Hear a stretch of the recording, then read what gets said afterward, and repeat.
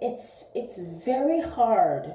It's very hard to tell a believer in 2025, somebody who was born and raised in a church and who's been hearing this theology all their lives.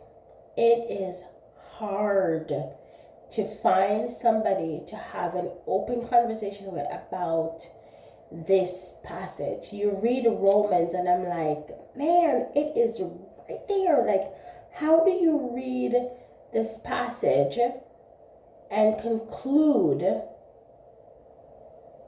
that the church is now God's chosen people?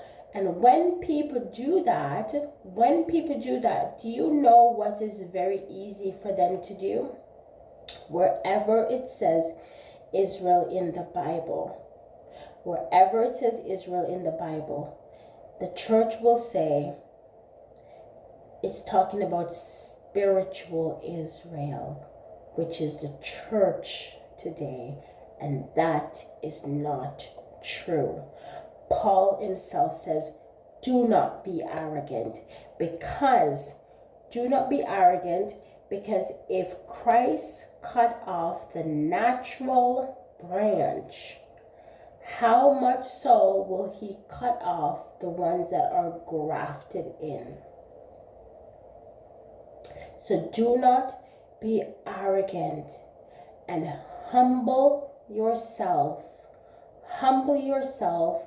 as a Gentile that has been grafted into the promise, the Abrahamic promise. I tell you, there is much of this book that has been taken out of context, and it's so unfortunate, because the mission of the kingdom was entrusted to the Gentiles. The mission of the kingdom was entrusted to the Gentiles as God deals with his people, banishing them, and they are currently under a curse. And so having the